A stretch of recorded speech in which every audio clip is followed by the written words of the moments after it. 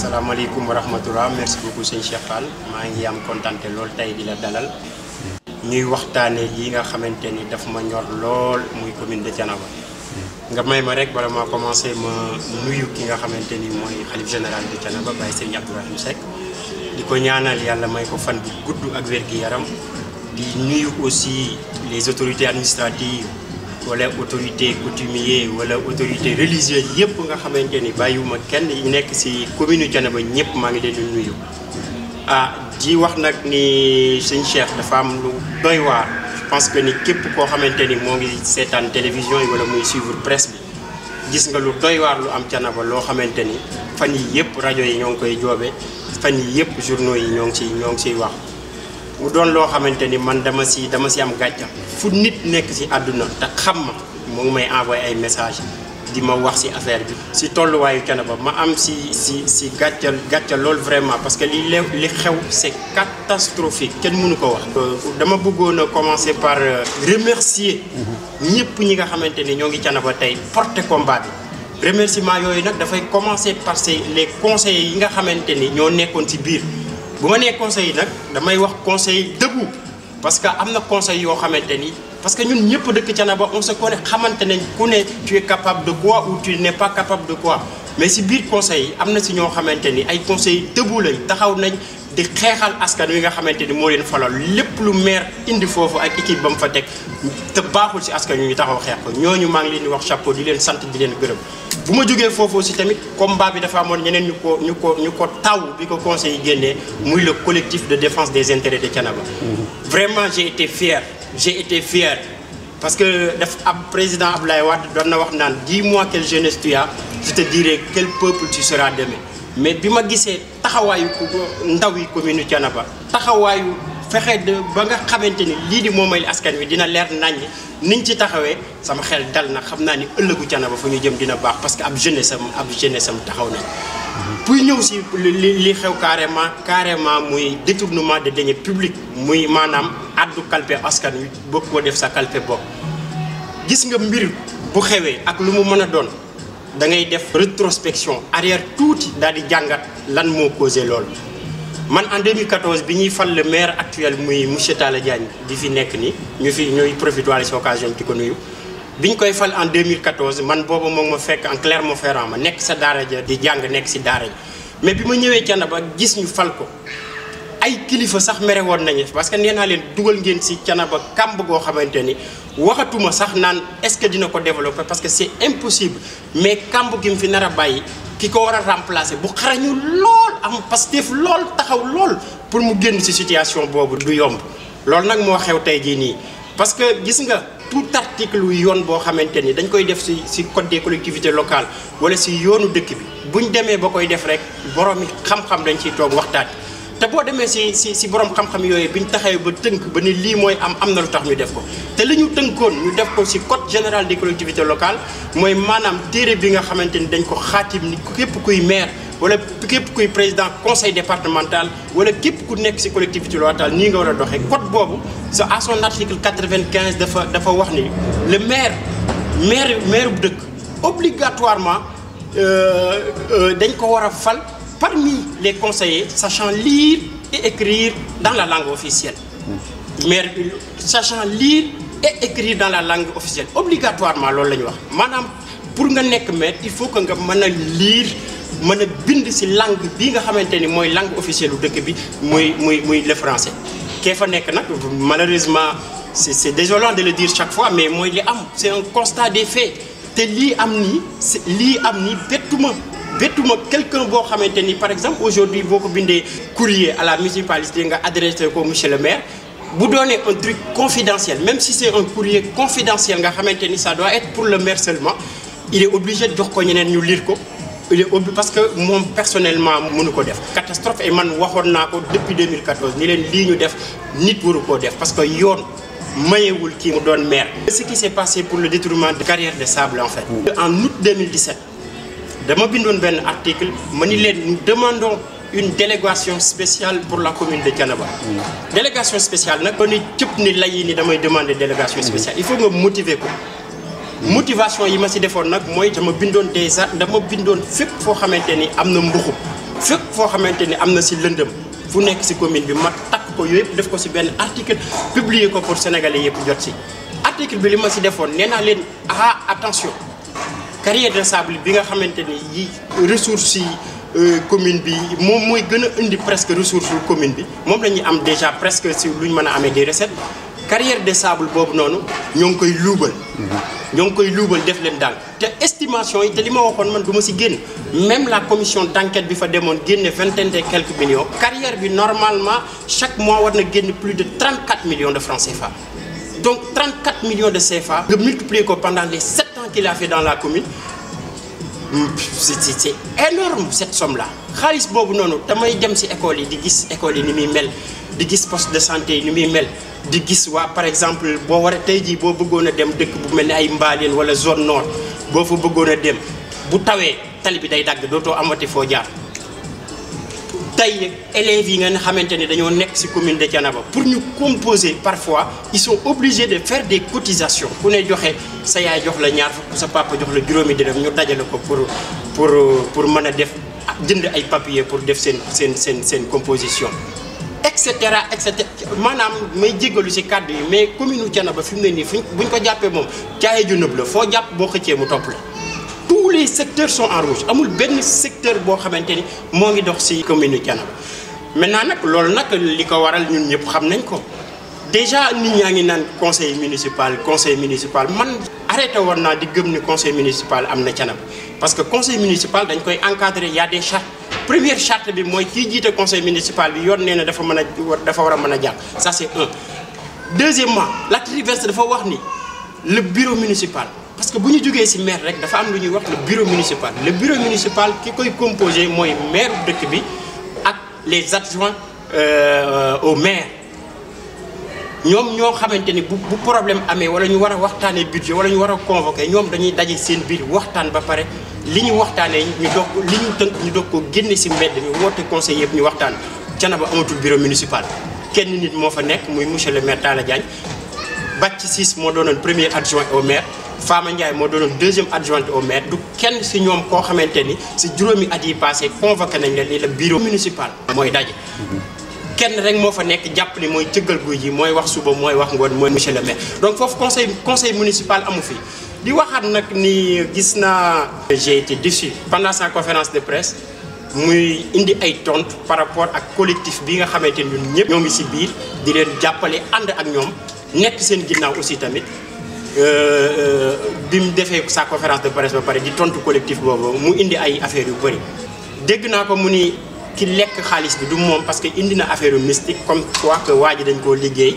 ki nekkoon carrière bi dañ ko liggéey ba mënu fal loolu c'est pas notre problème loolu c'est pas notre problème parce que ki nekkoon ci carrière bi bi ñu ko doon fal deful appel d'offre daal ni naa xool commune de Thiénaba képp ku yaakaar ni yaa gën a am compétence pour yor carrière bi indil sa dossier ñu def un traitement boo xamante ni dinañ jël ki ñu jàpp ni moo ëpp xam-xam ci affaire carrière moo ñu mën a gën a indil xaalis jox ko dafa def yëfu yaa ma neex jël kenn koo xamante ni ci moom la bokkoon teg ko fa. kooku nag ak lu ko mën a dal à la kulli alin c'est pas notre problème nous notre problème est que ñun on a élu un maire nag bu jëloon benn bëy sax defal ko mbax na teg ko fa c'est son problème ñun li ñu intéressé mooy kum fa mën a teg li nga xamante ni ay prévision la war a dugg ci suñu budget bu duggul ñu jàkkaarloog moom. ñu ni ko est-ce que yow di nga porter plainte ou pas mu ni loolu mën na concerner bu ma dee porter plainte ou pas man la concerner dama ko wax non ça vous concerne pas monsieur. xam nga tubaab dafay wax ni le jeu est haïssable. mais maanaam nit koo gis mu naan man lu mu wax naan sama commune sama xamal ni nit kooku am na complexe am na lu ko manqué boo xamante ni loolu lay complété woo. commune bi moomoo ko alal ji ñu sàcc moomoo ko ba naan man la concerné wala monsieur le maire. population wu commune Thiénaba yëpp et je vous dis yoon li mu wax c'est clair gis nga population wu benn nit bu population wu Thiénaba bu gisoon lu toll ni tarafatal ay ni dañ ko jëlee ci caisse municipalité bi am na droit constitué wu dem porter plainte noonu nag loolu la population yi def et du ñu yem foofu détournement bi yemul foofu rek day gis nga monsieur Cheikh Fall ma rappelé rek 6 mois derrière defoon na une conférence de presse attaquer des points yoo xamante ni c'est chaud c'est des points chauds quoi man nan laa mën a comprendre les jeunes yi nga xamante ni Thiénaba la ñu juddoo màggee fa ba war a samp kër mënuñu fa am terrain ñu jël ay hectares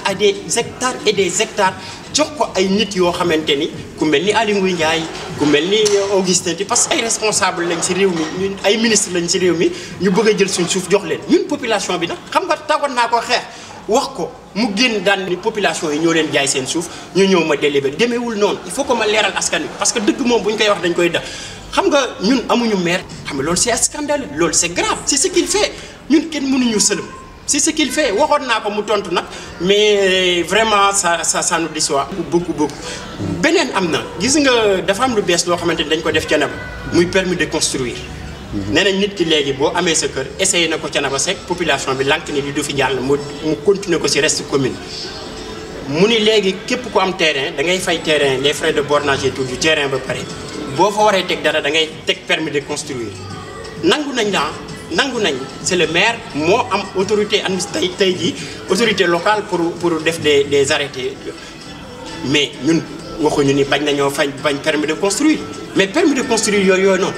am na nit yu am seen kër commencé tabax ñu defal leen permis de construire amuñu reçu ça veut dire xaalis bi du egg trésor ça c'est du détournement de deniers publics carrément détournement de deniers publics loolu lay def en fait te kenn amul droit wax boo waxee mu génn waaw kii nii la mel kii xaste non affaire bi du làmb ja fii ñu toll nii du làmb ja dañoo toll foo xamante ni te ni ko sama waajo doon waxee rek gis nga xam-xam du pexe képp koo fi gis mu yaakaar ni ay pexe teg dil fii teg wale du am mujj lépp lu amul xam-xam du am mujj sa Cheikh Fall te loolu moo ko dal nii début ba nag jëloon na di neex di dem di aj di yëkkati mbagg di dem ak a ñëw mais fi mu ne nii fuy mujj ga parce que base ba du xam-xam lu amul base u xam-xam nërmeelu ngay mujjee et maintenant pour bañ a guddal première chose bi mooy le collectif est sur le terrain collectif boobu noonu ñoo ngi leen di soutenir ñoo ngi leen di jàppale ñoo ngi seen ginnaaw parce que suñuy représentants yi ñoo ngi foofu noonu li ma leen di wax collectif boobu noonu làpp bu ñu yem benn plainte au niveau du procureur de Thiès au niveau de l'OFNAC am na benn plainte boo xamante ni war nañ ko faa def parce que Thiénaba la fa nekk lépp déjà il a un dossier au niveau de l'OFNAC il faut que beneen plainte dem au niveau de l'OFNAC pour que suuf si ñu saytu ko il faut que aussi tamit saytu bi ñuy def ñu bañ koo yemale ci carrière bi waxoon naa fi il y a 6 mois ni leen l'enclos de mouton qu'on a construit la sortie de Thiénaba mu ni stade de football la pour xale yi ñoo ko moom nee na stade la même loolu du stade parce que géttu xar laa ko jàppe nee na def na fa plus de 25 millions parce que léegi la fa dem 5 millions de francs demu fa ak yeneen yoo xamante ni ñoo ngi ciy liggéey incha allah dina gën a leer mais pour tënk wax ji daal ci côté détournement yi may wax population wu Thiénaba kii fi nekk tey jii nii doon seen maire tey ñoo ngi naan dafa sàcc ay 100 et quelques dafa am lu mu jël 100 et quelques millions ma ni leen li mu jël lépp bi mu toogee ci commune bi ak léegi li ngeen koy toppee matul 10% yi maanaam bu doon junni la jël yéen ñaar téeméer ngeen koy toppee boo leen xamoon li mu def ci commune bi ñëpp ay yat la ñuy dàkk parce que c'est tellement grave. Le plus important daal en tout cas on est sur le combat on suit le collectif on les appuie lu ñu xam ni daal ñun mën nañ faa jàpp dañ fa jàpp pour que combat bi li nga xamante ni mooy moomeelu askan wi dellu ci askan wi. amuma habitude di wax ci ay vidéo nii sax parce que dama fonk waa Thiénaba tellement que à chaque fois dama naan damay dem jàkkaarloo population yi wax ak ñoom mais tey nag le contexte a fait que maa ngi ci àll bi mënuma nekk ak population bi mais fu ma toll rek ci àdduna bi fu ma mën a nekk muy guddi muy bëccëg muy tisbaar sama xel bi mës a jóg ci ñoom loolu moo tax may indi lii may remercier waat di lii nag sama militants yi ñoo ko moom ñi nga xamante ni c'est des membres du mouvement Thiénaba Horizon wala sympathisants yi Thiénaba Horizon yi ñu leen di wax nag ni nañu gën a góorgóorluwaat ambition ba ma amoon tey la gën a taxaw ambition ba ma amoon pour Thiénaba tey laa ko gën a gëm ambition ba ma amoon pour Thiénaba tey laa si gën a def des possibilités pour que ñu mën saa egg parce que dafa am loo xamante ni gis nga maire dafa doon maire d'une collectivité locale d'une commune par exemple dafa doon affaire bu am solo boo xamante ni dafa laaj xam-xam bu wér laa la wax bu wér dafa laaj xam-xam bu wér dafa laaj jub gu wér dafa laaj loxo yu set yu wér Thiénaba loolu moo ko manqué bu ñu amee maire boo xamante ni am na xam-xam bu wér am jikko yu sell ba pare ñu am yaakaar ci moom gëm naa ni dinañ am lu ñu bëgg ma leen di wax nag nii leen sama militants yi ak ñi nga xamante ni ay sympathisants lañ ma ni leen une élection locale se gagne pas le jour J élection locale mooy élection maire yi kenn du ko gagné si bisu élection yi kenn du ko gagné 6 mois derrière élection yi kenn du ko gagné 1 an derrière élection da nga koy gagné ay at yu bëri avant ñuy egg élection yi loolu nag mooy maanaam liggéey bi chaque jour nga si war a nekk avant ngay dem si élection ma leen di wax naan sama militants yi Thiénaba Horizon ak sympathisants yi bu ñu doon gën gis kenn nit tey nañ koy multiplier muy doon ay fukk bu ñu doon jàpp si soxlay askan wi benn tey nañ ko multiplier muy 20 bu ñu doon waxtaan ak ay responsables politiques yu nekk Thiénaba nañ ko multiplier muy à par 100 loolu laa gëm te affaire bi aujourd'hui dinañ gis ku ne parce que li ma gëm mooy dañuy dem si vers des grandes coalitions yoo xamante ni mooy mettre sur place coalition nag pour que mu mën a am il faut que mu am discussion mooy maanaam ñu dem kilifa yi nga xamante ni yeneen parti lañ bokk ñu ñëw wax ak ñoom ma leen di ñaaxaat nag ñooñu ak jeunesse bi ni leen gis ngeen les partis politiques du ñoom du PDS mooy ñëw man mi nga xamante fa di ma defaral Thiénaba du président Macky Sall mooy ñëw pour waa APR di defar commune Thiénaba du le président Ousmane Sonko mooy ñëw pour waa PASTEF di ko defar du le président Idrissa Seck moo koy defar ainsi de suite ñun population commune de Thiénaba ñoo war a defee donc il faut que ñu arrêté man parti bi laa bokk sama parti lii la wax non je suis désolé man benn parti en tout cas am na parti bu ma bokk di doon fa responsable mais amuñu fitu imposé ma ni ma Thiénaba nii ngay doxalee wala parce que Thiénaba man maa fa dëkk maa fa juddoo jànge fe màgge fe xam nu muy doxee man maa xam nan la ñuy def pour bi ñuy doxalee population bi donc ma leen di ñaanaat il faut que ñu laisser tuuti un tout petit peu barrière parti politique yi ñu jiital intérêt wu Thiénaba waxtaan li nga xamante ni moo am solo muy commune de Thiénaba ak nan lañ koy développer defar une équipe dynamique parce que li ma gëm mooy c'est pas une personne comme li fi xewoon ak Talla Diagne ñu fal ko ak ay adjoint mu dàq ñëpp toog moom ak jarbaatam ak Adama Diop moom du ma ko kii sax dégg naa ko mu may sànni xeer mais vraiment du maag moom ko man ak kilifaam la ki mu def ni mooy kilifa man ak moom ñaari nit ñooñu buñ toogee ni ñoom daal ñooy trouver des solutions pour commune de Thiénaba c'est que c'est catastrophique bi ma xoolee table bi ma gis maire toog benn waaye toog si wet gi gis Adama Diop toog dama ni c'est catastrophique lii lañ ni mooy tête pensante Thiénaba loolu nag pour mu jógee fii jeunesse bi laay waxal il faut que ñu teg parti politique yi ànd ensemble discuter pour l'intérêt exclusif de la commune de Thiénaba en tout cas am naa contenté lool doon waxaat ak yéen tey jii nii c'est que à chaque fois bu ma waxee nag parfois xol bi dina jóg mais lépp li koy indi mooy cofeel ak mbëgg gi ma am si Thiénaba man Thiénaba mooy sama dund ma nekk Thiénaba nekkuma Thiénaba mooy sama dund mooy sama guddi mooy sama bëccëg fu ma nekk sax xalifa Thiénaba lañ may woo pour wane cofeel bi ma am si population Thiénaba en tout cas maa ngi kontaan leen lool di sant ñëpp di leen gërëm j'espère que toute la population bu Thiénaba vidéo bi dina leen fekk si jàmm di leen wax ni seen doom aussi moo ngi sant bu baax moo ngi si jàmm di nuyu ñëpp nag di leen wax ni namm naa leen ko